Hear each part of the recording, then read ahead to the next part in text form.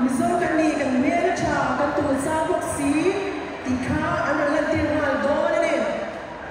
zai la ya ki kuitin text message mangin bo na hun kan nei do na chila ha le tin lan do ko chu lut su su to a me ro chu kan chan chale ya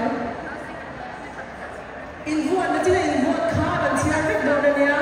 ke ma ni lam ti so la ni wangin vote number kan kan ta lang do na sáng nay dùng miền Bắc Trung chặt chặt cút mi rất ta cần đủ bể cả khát chia cần vô mà vây nhì cần vô nhì chuông khá vô chi nhì ấm cần vô là tour number 2 317 397 2930 à cần vô mà cần đủ bể hết cả kia number cần tia 1 to 6 ở đó na number 1 cần đủ cho number 1 thì khá cần thuần mèo.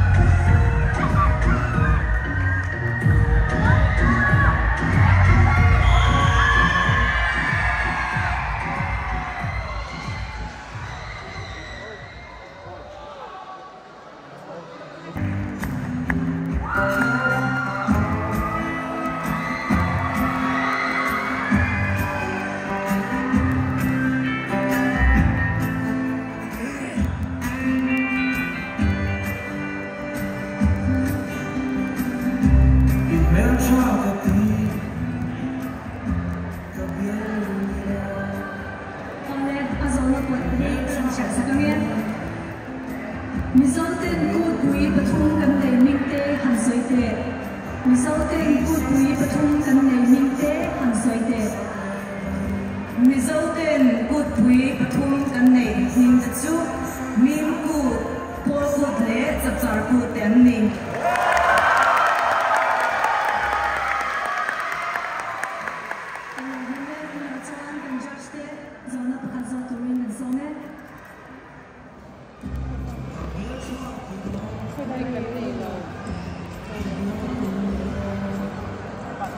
Microphone. Mic kan nei lo. Mic kan nei lo. Judge rule me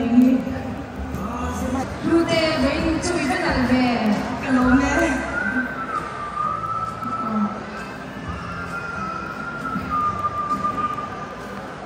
Veina question ka zo tu chu zilna education di enganga poi mokne nia isha Wala zirna hi ke ma ka ngai poi mo a ti chuan ka ngai sang em boka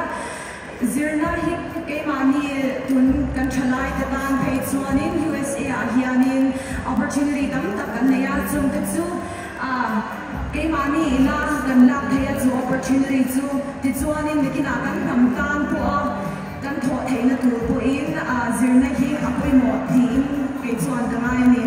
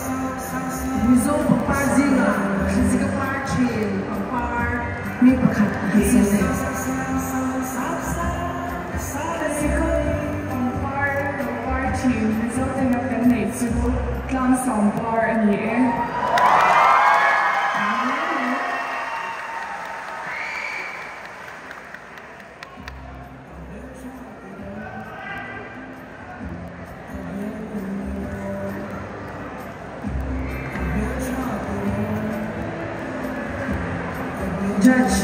Maria na Taliana. Sorry.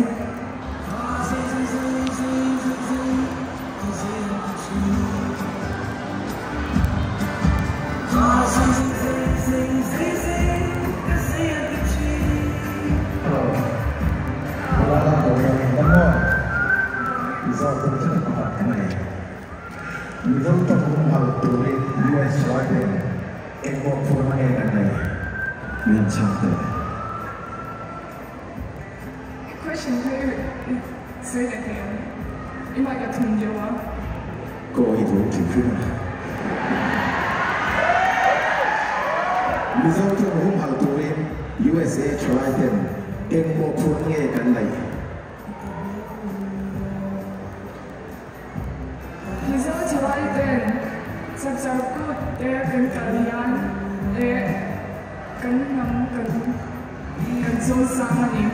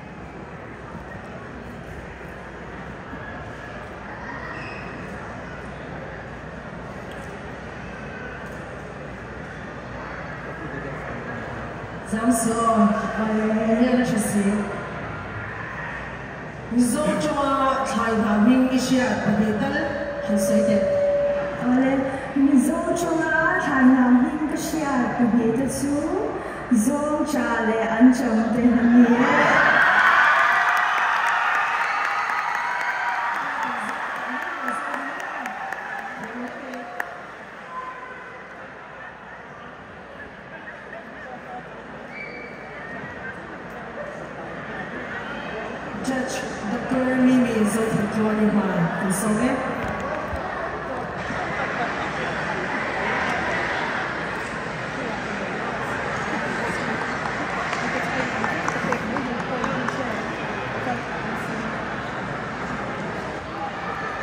Hello. Okay. Monica Inaltene, running to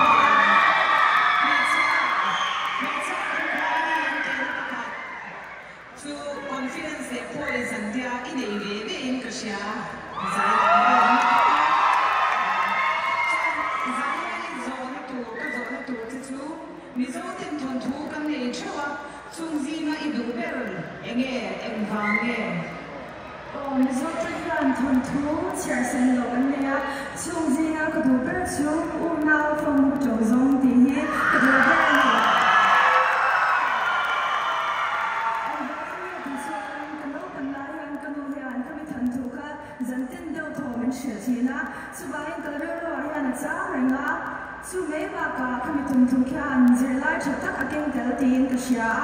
a big takin u nau in mangai ton na tu zia te thil phal taka u nau te kan thil nei sam chua tu zia te min che te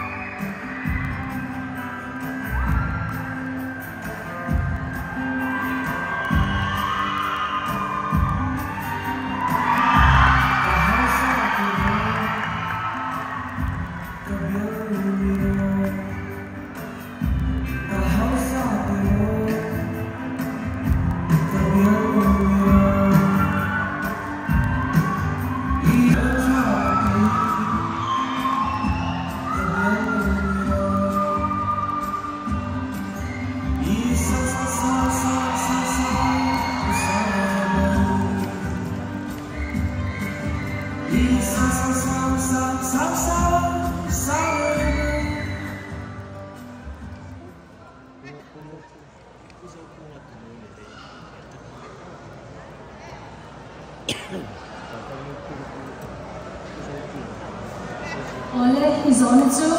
mizo tuan ming pani isyate hansoite mizo tuan ming pani isyate hansoite mar am le ngai te kher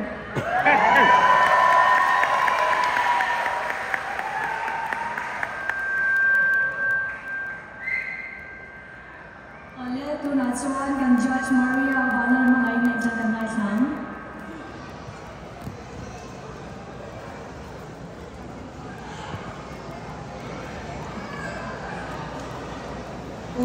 Jesse Tsarkut Tibainé Tsarkut Tibainé Tuna Kazok Tutsu Hey Bula Nia Mizo Nipa Maison Kerpon Lao Chia Napo Inetia Tin Le Kaziruate Le Mesha Chimshim Itibena Tsu Kabena Tapo Tsu Chuan Mizo Nipa ang quality ang nung sawate ini sazo michiden Misal pagyanin di patlan dam sa chung ko dam sa le kan ham te chuan wa le chai ni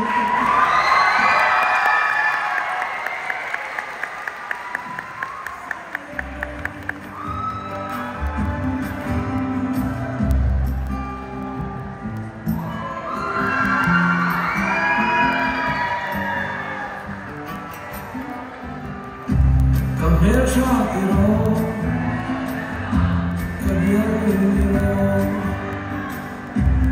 here Shakiro, come here Ah, see, cause I am the tree.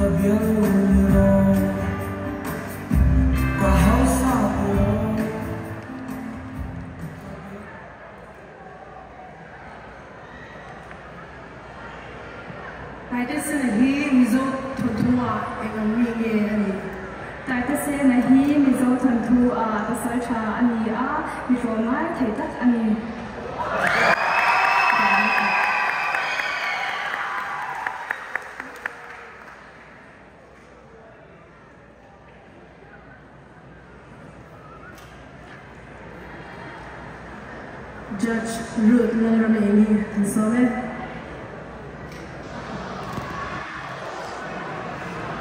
Esther Moigame, Kalama, Ingredium, Zona Kazoto, Tetu, Tatarkut Miss Kanahi, Netuzum Zer, Charity M, Imodam, and Saite. Tatarkut Miss hi han sun sun se tha ka ti a chan chu ke man ni kan dau pang ha ta tar ko ni se kan la la thong khai ro om le se tu ta ko ina an wa man ti theina turen ne nu phung an se theina tur ani in ke sia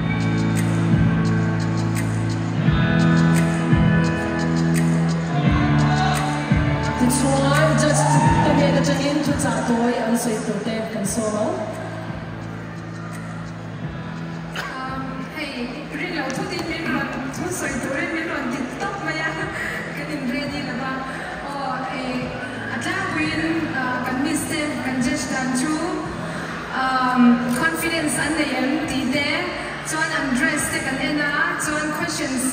Kagan so Kadin and Chang the game, Chang the Globem there can end the gun. Nakina Midam Kadin so well they say, oh, Globem.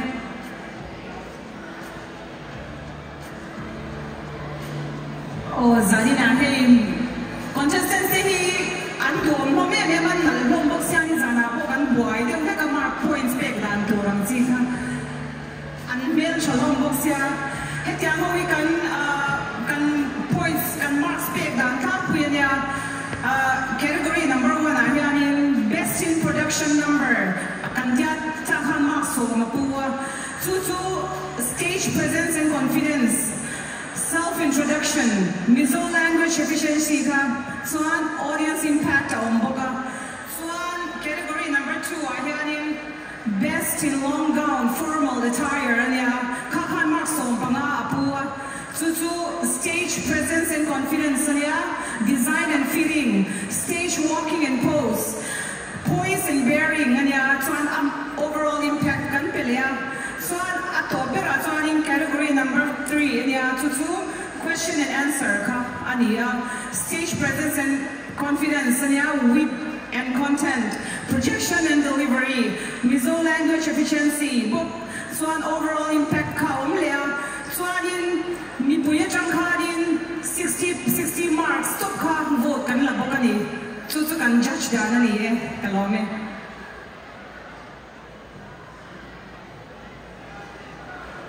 oh kamar mi khan le adang angan soi vek to kha kan mark pe da chu chuan vai na chuan ka sazani na ka soi du chu he MSA in Miss Char ko voi khanna na in hang kan hang hi alo mong ka tia so na bo ni ka tia a chan chu he dia ngai to chuan na chang an sha he thil har sa tu ka nia station sha chungin kan nu la cha le kai ro te en ton ka mo me chanau pang ron chang yan to te en ton ka mi thei tu ra nu la cha khotina kan do na ri ro nei ni MSA te an fin ka ti le a chu ti ro in kan contestant te po screening sha an nei bua in kha som kha in bal khanga in to in ya in vai yan zari na yan Miss Char ko in ni vekani te ka soi do amaro chin ti siam na ni a pakhat na om lo thei lawa chu han chuan pakhat na mi lo ko in a pom dan in thiama Miss Char ko in ni vekani te kha ka soi do tin Miss Char ko khan ni cha ka te me ma sa no pang me chano pang ron chang ya ne ze tu tin mi zo chong lama ma so na mi zo chong na ta ka chong thei lo chu a te thei lo ti chang ri wat po yan me chano pang ten chan la do na no pang ta ta kin he ka ya yan chan la do na ni ti ka sha yan a lo mong ke te me ma ni ka no me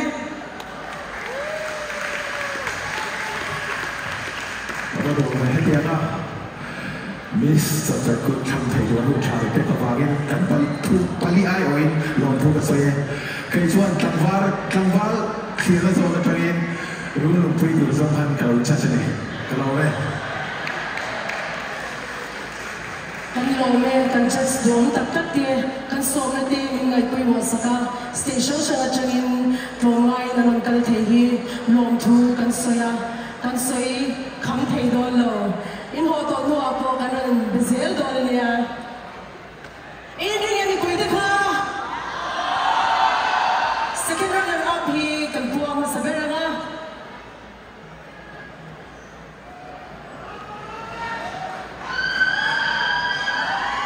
in ring ro Char ko Miss 2023 second runner up to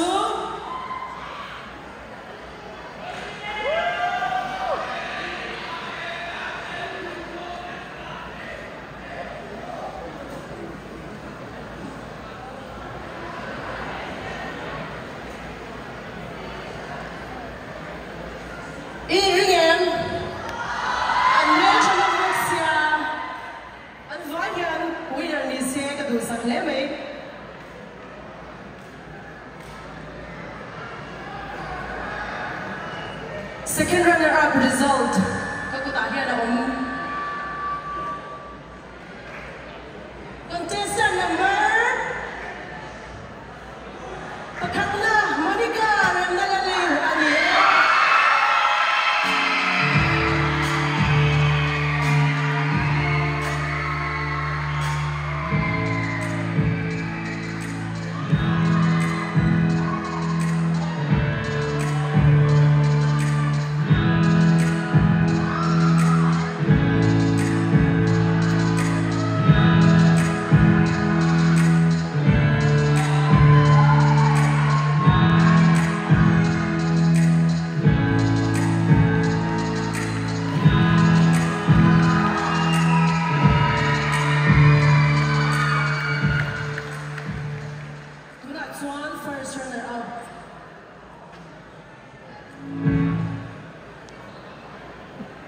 Contestant number...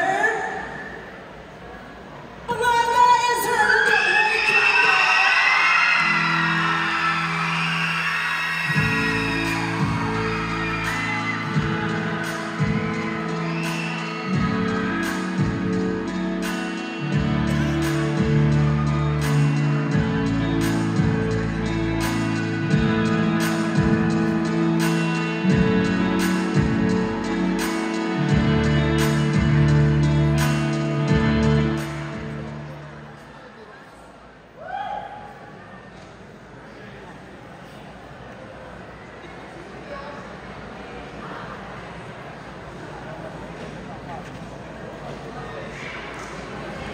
Lomandong tikha ama hi ta hian ron dilula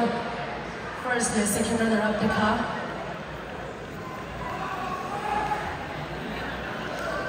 ta khur der der to mai tu na chuan winner kan she to don sia